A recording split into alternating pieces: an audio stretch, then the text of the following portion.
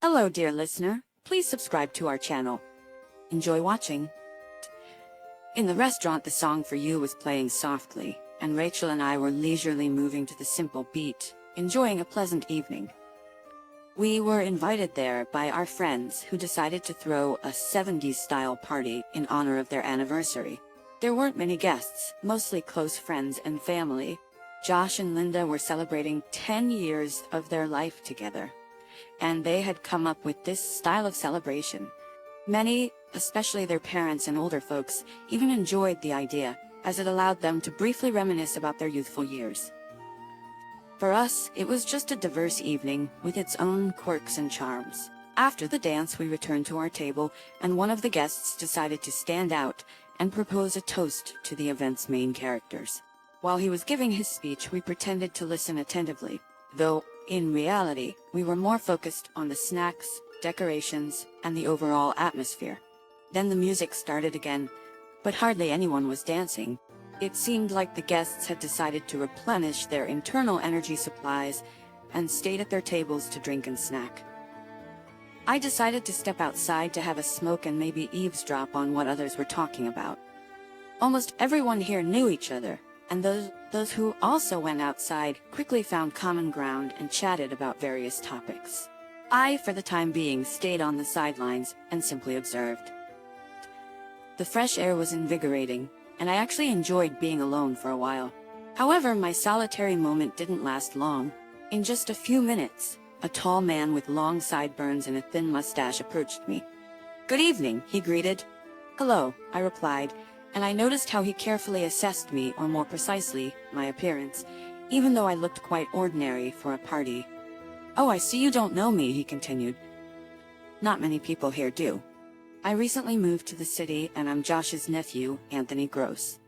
"Well, Anthony, nice to meet you," I replied, extending a polite hand for a handshake. "You can call me Patrick." Anthony shook my hand, and I became curious about what might have piqued his interest in me. Or perhaps he just wanted to get to know everyone at the party. "And you?" he began to ask slowly. "I'm just a friend of Josh and Linda." "Did you come from far away?" "I noticed your accent." "Yes, I've lived in England for a long time, and then I had to move to Spain for work, where I've been living for the past 3 years. And now here we are in California. Oh, I couldn't help but notice your beautiful companion." "Is she your wife, I assume?" "You're right, she's my wife," I said. I found it a bit strange and suspicious that he was so interested in my wife. Could this self-absorbed guy be trying to make a move on her, and was his question an attempt to gather some information? I was about to ask him about his job to steer the conversation away from my wife when he seemed to read my thoughts, and gracefully wrapped up the conversation. "Oh, it seems I'm being called," he said, looking through the large windows of the building at one of the tables. "Well, we'll see each other again," he added, and walked back inside. I finished my cigarette and followed him back into the venue. I wanted to observe this peculiar individual a bit more, who had somehow entered my life in such a strange way. As I walked back to our table, I tried to spot Anthony, but he had vanished as if he had evaporated, which I actually found pleasant, as my initial impression of him was not entirely positive. "Is something wrong?" My wife noticed my unease. "What? No, everything's fine. Didn't you miss me?" "No, I didn't have a chance. You came back so quickly." I got up and decided to go look for Josh. His nephew had firmly occupied my mind, and I wanted to learn more about him. I found my friend sitting at one of the distant tables, engrossed in a conversation with a sweet old lady. "Josh, could you take a break?" "I wanted to talk to you," I interrupted him. "Yes, Patrick. Right now? Just a minute." "Excuse me, Mrs. Choice, we'll discuss your poodle later." He bid farewell to the old lady and gestured for me to step aside. "You came just in time." Her complaints about her dog were starting to get to me. "What's on your mind?" "Well, nothing really. I recently met your nephew. He mentioned that he just arrived." "Oh yes, that's right. We haven't seen him in years. He's grown quite a bit. I noticed he has a unique style." "Yes, you're right. When he came here, I didn't recognize him right away. He's even changed his character. Being a valet has taken a bit of a toll on his character," explained Josh. "What? A valet?" I couldn't help but chuckle. "Yes. Why? What's wrong with that? Nothing. It's just that he spoke as if he were some kind of military or diplomatic personnel. Never mind. I probably just made some incorrect assumptions. Is he back for good or just visiting? He told us he's here temporarily until he finds another job. We've even assigned him a room because he has no one else in this city. Do you remember when my sister and her husband died in a car accident a few years ago? Yes, that's something no one would wish for. Let's not talk about the sad stuff. How was your evening? I think it went really well. I really wanted to book a band to perform all the songs, but then I decided their voices wouldn't be able to replace the original singers, so I went with the jukebox. You're right, the evening is wonderful. Oh, isn't that Linda looking for you? I spotted her wandering among the guests, looking for someone. Maybe she's looking for me. I'll go find out what she needs. Josh went over to his wife, and I decided to return to our table. For some reason, I didn't want to leave my wife alone for too long this evening. As I approached our table, I saw that amusing man again, but this time he was sitting next to Rachel, whispering something in her ear. She seemed enchanted, paying no attention to anyone else. You again, I turned to him. Will you leave us? I demanded of him rather than asked. Oh, Patrick, we meet again. Your wife is just lovely. You're so lucky, he replied. I can handle it myself. They're waiting for you there. I was starting to feel his insolence taking over, and I was getting sick of it. Anthony looked at me, and I noticed a sense of hurt and indignation in his gaze, as if I had taken something valuable away from him. Yes, I'm leaving, he tried to restrain his emotions. Nice talking to you, Rachel. Then he took her hand and kissed her knuckles. At that moment, I had an inexplicable urge to hit those lips so hard that he would know his place. However, I understood that my jealousy was flaring up, even though there was no real reason for it. But I still felt extremely uncomfortable seeing him next to my wife. Anthony walked away and I took my seat at the table. Why were you so rude? My wife asked. He just came over to say hello. He's a pretty nice young man. He told me he's an orphan. Poor thing, going through all that. You shouldn't be so aggressive towards him, she said. I wasn't being aggressive. I just don't like everyone flirting with my wife. Your hams, but still. What? I asked rather abruptly. Well, never mind. She replied, showing that my tone had hurt her. Something had gone wrong at that moment, I realized, and I blamed it on Anthony, who seemed determined to invade our family, and it angered me. But I didn't want to ruin my friend's evening with it, so I decided to compose myself and forget the unpleasant feeling. He's just strange. I don't want him hovering around you, especially since he was working as a simple servant somewhere overseas. So what? So the man was unlucky enough to get a fancy job. So what now? Should we sue him? Since when did you become such a...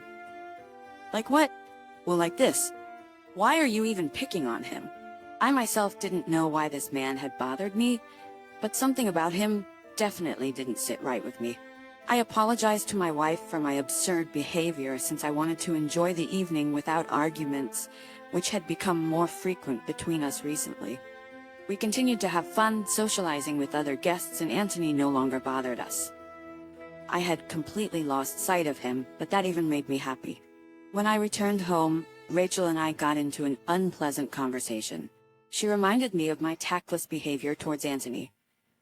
It seemed like she was defending him even though she didn't know anything about him. My feelings of jealousy resurfaced, and I expressed my dissatisfaction, which led to an argument. Once again, she tried to paint me as a selfish person only concerned with my own interests. Not wanting to continue our quarrel, I decided to leave and headed to a 24-hour bar, hoping that by the time I got home, Rachel would have calmed down and stopped pestering me for no reason. As I sat at the bar, sipping my drink, I couldn't shake the feeling that someone was constantly watching me.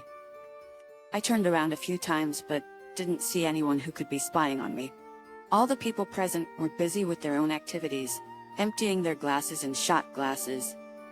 About an hour later, when I was tired of sitting in a drinking establishment and was about to leave, I thought I caught a glimpse of Anthony standing in a dark corner. I turned and looked closer, but he wasn't there, just some guy on the phone. I was so agitated, I went home, trying to forget the haunting ghost I had conjured up for myself. The next day, I contacted Josh and asked if he could meet with me. When he agreed, I arranged to meet him at the same pub I had visited the previous night. In the evening, I shared my unpleasant feelings with him and explained how I had argued with my wife because of it. Yeah, you're right. I probably just imagined it.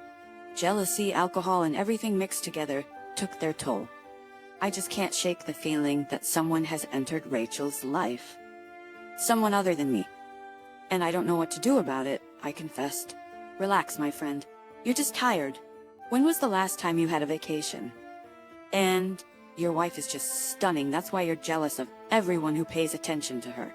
Has she ever given you a reason to doubt her? He tried to comfort me. No, she hasn't. I just am the way I am. I don't know what I would do if I found out she wanted to cheat on me. Why did you even think that she might be seeing someone else? I don't know. It's just a feeling, and we've been arguing a lot lately. Oh, well, that's not a reason. Many couples argue. Linda and I have our share of disagreements from time to time. It's normal. I wanted to believe Josh and his words made sense. At some point, I accepted his advice to relax and stop overthinking things. I left our meeting with a calm mind and a clear conscience. Josh always knew how to support and calm me down. I returned home in high spirits, even willing to apologize to my wife for my jealousy outburst. When I entered the house, I noticed Rachel in a cheerful mood. She was sitting in the living room on the couch, listening to classical music, probably Beethoven. Oh, you're back already? That's great. Will you be having dinner? She asked. I'm not very hungry right now, actually. Maybe later. Did you decide to have a little celebration? I noticed a bouquet of flowers in a vase on the table. Oh no. I'm just relaxing. This music is unexpectedly pleasant to the ears. It's even somewhat inspiring. Anthony gave me some advice on how to enjoy my evening. Hearing that name, which I never expected to hear from my wife again, sent me spiraling back into a fit of hysteria. What? Anthony? When did he have time to give you advice? I demanded. I ran into him by pure chance today at the store. He invited me to have a cup of coffee with him, and we got to talking. You shouldn't have been so hard on him yesterday. He's very well-mannered and polite. She replied, What? Coffee with him? And did he give you those flowers too? I snatched the bouquet and vase, then hurled them against the wall. How long will this scoundrel keep pestering us? Hey, what are you doing? Rachel yelled. Have you gone completely mad? Oh, you? I jumped up and leaned over her, feeling a lot of anger at the fact that she was dating him. Are you out of your mind? What are you freaking out about? She got up from the couch, not letting me catch myself. Since when is drinking coffee with a friend a crime? I sat back down on the couch, trying to regain control over my emotions. Maybe I had indeed overreacted and she was innocent. I'm sorry. I don't even know what got into me. I tried to rectify the situation. Poor. What did he ever do to you to make you hate him so much? Are you jealous of Josh too? Even though you know I've seen him and Linda at the coffee shop more than once. You should see a fucking psychiatrist. You've gone fucking crazy. Rachel went into the kitchen and banged on something in the cabinets. She came back almost immediately, broom and dustpan in hand, and went to the shards to clean up the mess I'd made. I sat on the couch and watched her pick up the shards. I knew I had done wrong to her, and it was all my stupid jealousy that was to blame. But I couldn't help it when she flared up. That was just the way I was, and she had known it when she married me 8 years ago. But before, I had always tried to keep my emotions in check and not give in to them. Besides, Rachel had never given me a reason to doubt her. Maybe Josh was right when he said that I had just been exhausted lately and needed to relax. But why couldn't I shake the feeling that something was different in our relationship now? Sometimes it seemed like Rachel was deliberately provoking me. Or she doing it to hide a secret relationship with another man, one I knew nothing about? I approached my wife, offering to help with the cleanup. I hoped that a bit of shared tidying up would help us reconcile and ease my suspicions. I started picking up the glass shards, but it seemed that Rachel didn't want me to help. Leave it, she said dryly. You've already helped. I just wanted to help. Ouch. she exclaimed, hurting herself with the splinter we had managed to take together.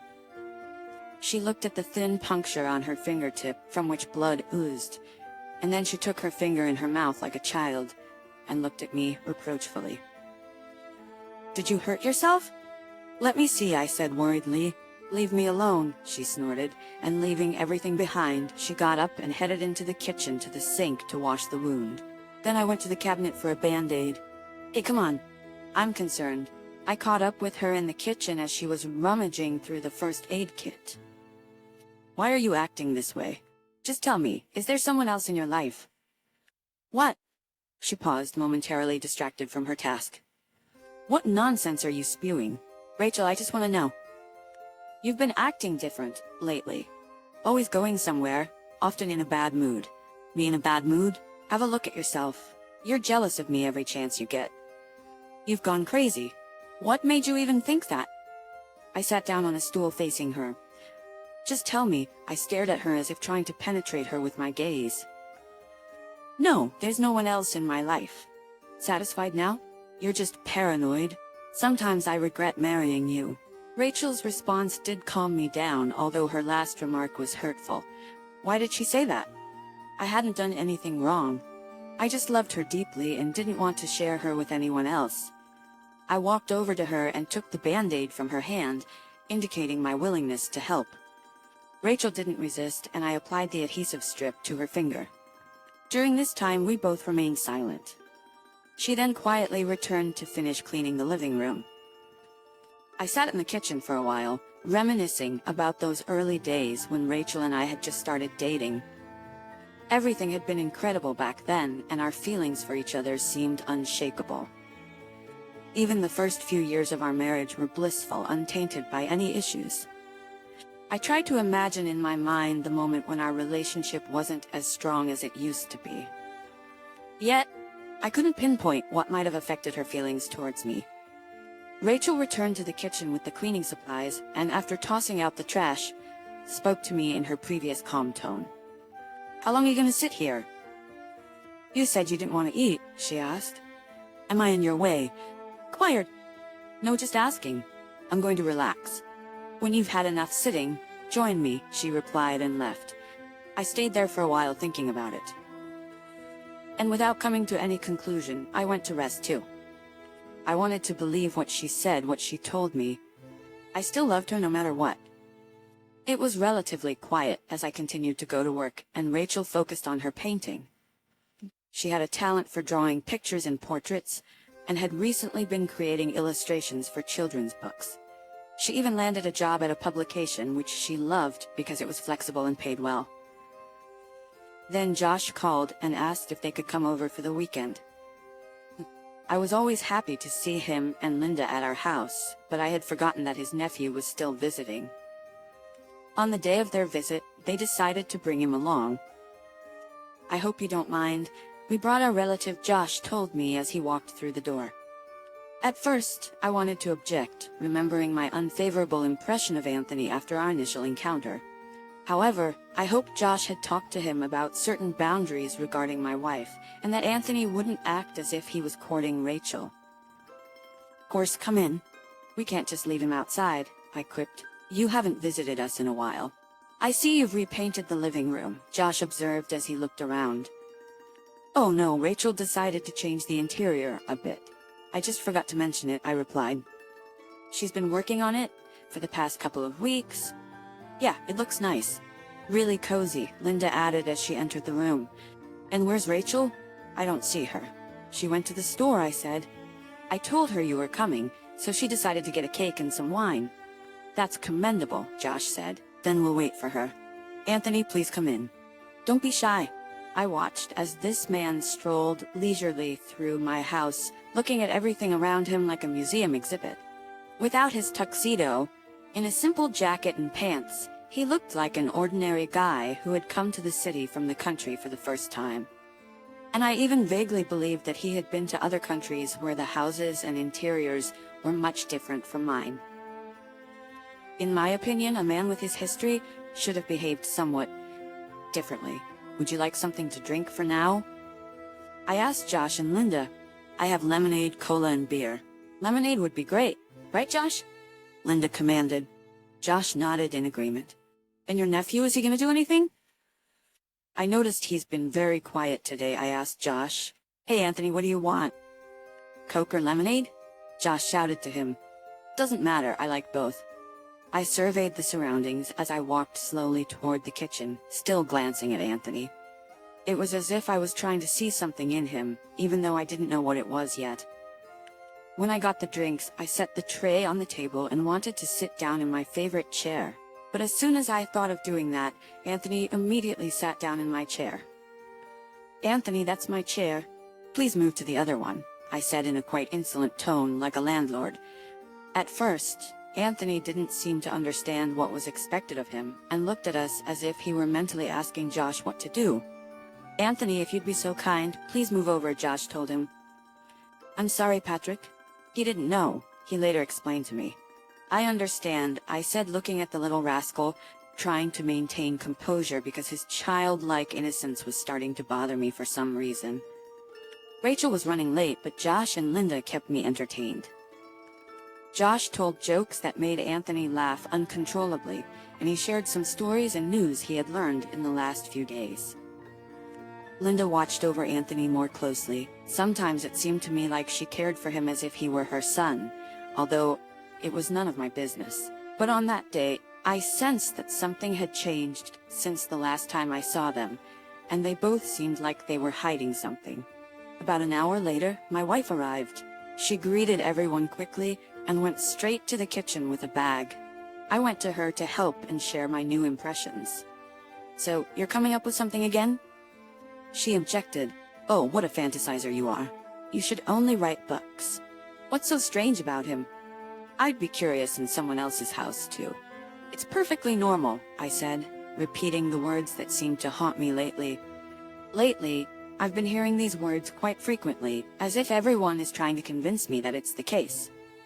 Even at work, when the courier was late with deliveries, the secretary would say, "It's perfectly normal. There might be traffic outside." But this wasn't about work.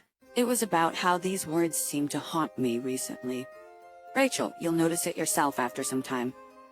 I still don't trust this guy. And why did he leave his job if it was so good for him there? I continued to instill suspicion in her. How would I know? You could ask him yourself. And maybe he has a visa issue or his contract ended. That's normal. Enough with that damn phrase. I couldn't take it anymore and shouted. My wife looked at me with horror, but I could see from her expression that she was tense and hiding something. I really wanted to know the truth, so I decided to find out right away. My outburst caught the attention of the guests. Josh, being a caring friend, hurried to find out what was happening and joined us in the kitchen. That was part 1 of a fascinating story. Part 2 will be in the next video. Now we have the following story for you. I always liked unusual girls. They were bright and temperamental. Of course, it is far from always possible to find a common language with such girls. But I always thought that if such a queen appeared in my life, then I would do everything for her. And soon something wonderful happened in my life. It was my destiny named Valentina. This girl was incredibly bright. She always stood out from the crowd. I moved into a new house and this girl lived next door to me. I went up to meet her. She politely introduced herself, but that was only because we were new neighbors.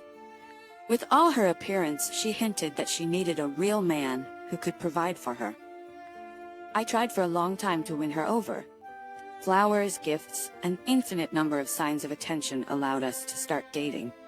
I considered Valentina a special girl who deserves the best in this life. At that moment, I was the happiest person on the planet. I achieved my goal, and now I will try to do everything to keep Valentina. Our relationship with Valentina was filled with romance every time I tried to surprise her, and I succeeded. I was immensely in love with her. She too soon confessed her love to me. And I already believed that my fate would no longer turn off the path of happiness. I imagined our children, happy days of family life. But Valentina was not in a hurry to become a mother. She was very concerned about her appearance.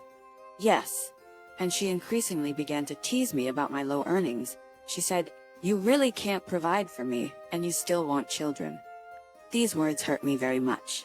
but I was very hardworking and tried to earn more each time. Yes, my earnings were not particularly large, but I worked hard to improve. Personally, everything suited me. I never pursued luxury, but Valentina thought differently. Soon I started earning more. All the money that I managed to save by not spending on Valentina, I invested in my business. It was a very modest beginning, but slowly I began to develop it. Developing my hard work and perseverance paid off. I began to give Valentina more expensive gifts, send her to resorts, drive her to the best restaurants and beauty salons. Everything suited me, and I felt victorious and confident in my abilities once again. My love for Valentina was immeasurable, but her attitude towards me changed over time. She started speaking to me more rudely and dryly. Instead of warm and affectionate words that lovers should say to each other, I heard regular reproaches and demands. She needed more, and when I tried to refuse her, she behaved like an offended child, throwing tantrums. This of course clouded my thoughts, but I tried to believe that things would change in the future and we would be a happy couple again. One day I noticed how Valentina beamed with a smile while talking on the phone. I hadn't seen her like this in a long time.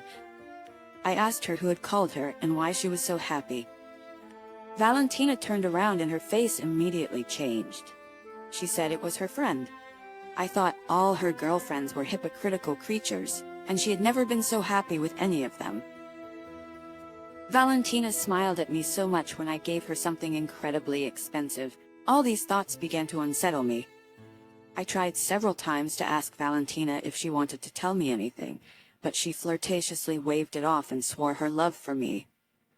I was flattered to hear that, but I no longer felt completely confident. This was all very strange because I had already noticed similar conversations on the phone before. One early morning, I got ready for work and hurriedly ran out to my car because I had a lot of things to do that day. I sat in the office for a couple of hours, but then realized I had forgotten some documents at home. I decided to quickly return home to get them. On the way, Valentina's face flashed before me. She was walking, but she didn't see me. I thought I should give her a pleasant surprise and talk to her normally in order to put aside all my gloomy thoughts. I parked my car nearby and followed Valentina. Along the way, I saw a flower stall and bought a large bouquet, trying to find the perfect moment to surprise her. I hurriedly followed her and was about to catch up, but then I was suddenly shocked. She threw herself onto the neck of some guy and kissed him passionately. Red roses, like drops of blood from my broken heart, littered the pavement around me. My worst fears began to come true. They quickly rushed off somewhere, and I followed after them.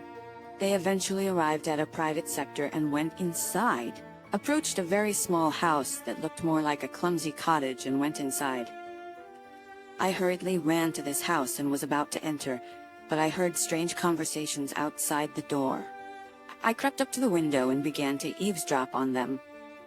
Valentina said that soon she would have to get another amount of money out of me, and she and this guy would go somewhere to rest again. Anger flared in my head. This betrayal had already begun a long time ago. Valentina jokingly told him that she was only using me as a purse, that she could achieve anything on her own. But why if I was there? Her fantasies both angered me and made me laugh a little. Valentina didn't know how to do anything at all, and in this life she would simply drown in worries without even reaching the minimum of what I had. Soon they started having sex. Tears sparkled in my eyes. I did not break into this house. Everything was already clear to me, but I was not going to leave this situation just like that. I wanted to take revenge and started thinking about how I could do it. Valentina had been hinting to me for months that she wanted to move into a bigger house than this one. Yes, I was going to buy such a house and please her, but now I had to please myself. Soon I found out information about this guy. He was nobody. A miserable courier who had been fired more than once. He worked in one of the delivery services and had a very bad work reputation. Therefore, this non-entity could not compete with me in any way at all. But I was infuriated that this creature lived off my own money, and Valentina, who always pretended to be a queen, decided to betray me for the sake of this misunderstanding. I didn't deserve to be treated like this, and these guys should have paid me for it. I started calling some real estate ads and came across a very interesting option that interested me very much. I quickly simulated the situation in my head, and I liked this idea very much. I called the owner and arranged for a rather unusual service with him. I arrived at this place, everything was exactly as I imagined, then I began to decorate the most suitable place. The next day Valentina and her henchmen would remember for a lifetime. I told Valentina that I had a present for her. I began to tell her that this was the house of her dreams, a place that was created just for her, and only she could truly deserve it. She was not at home and was in a hurry to go there to inspect her new possessions.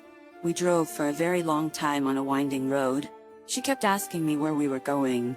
I told her not to worry because the place where we were going was just fabulous, where she would feel at home. Valentina's courier was also heading to the same place. He had received an order for delivery to this place. When we arrived, Valentina looked at me with surprise and excitement. Valentina looked at me and asked me with an ironic smile, "Is this some kind of joke?" I replied that she would definitely like this surprise. We arrived at the farm and went to the barn. When we entered the premises, there were many cows who greeted us. There was one empty spot among the cows. I led Valentina to this spot, where there was a sign above the stall that read, "Valentina's new home." In this stall were all her belongings, which her lover had kindly brought here without suspecting anything. He stood in shock when he saw us. I greeted him and told him that he could play here for a while. I had rented this place for a week. This cow stall was perfect for Valentina. At first she started freaking out and yelling. She tried to lie. I told her what I knew about her, and now her life would continue from this place, but without me. I also told her lover that he would have to give me back the money they spent behind my back. To do this, he would have to work hard in his delivery service for a long time, otherwise he would be imprisoned for an official crime. Earlier, I had arranged another delivery with his participation, but everything he was transporting mysteriously went missing and never reached its destination. All the evidence pointed to him being the thief. I had carefully planned and arranged everything, so he had nowhere to go, otherwise everything would quickly come to court. This couple stood and jogged like a pair of puppies on the street in the cold season, but I didn't want to shower them with affection and care. Now they would have a hard time, and I would see what success Valentina could achieve without my help. She was just an ordinary dummy wrapped in a fake gilded shell, imagining herself as a queen. I had been wrong about her, but now everything fell into place. I could now spend my money on my own desires, instead of wasting it on an empty and deceitful girl. After the epic show, I got back in the car and drove home. Soon I took care of all urgent matters and went on a fun journey. I wasn't in a hurry to buy a new house, but decided to enjoy my full potential. After this incident, gloomy thoughts didn't cross my mind. All that remained in my memory was the image of the disappointed faces of these losers in the barn, which made me smile. If you enjoyed this story, please like and leave a comment. It's important for us and will help promote this video. Thank you for watching.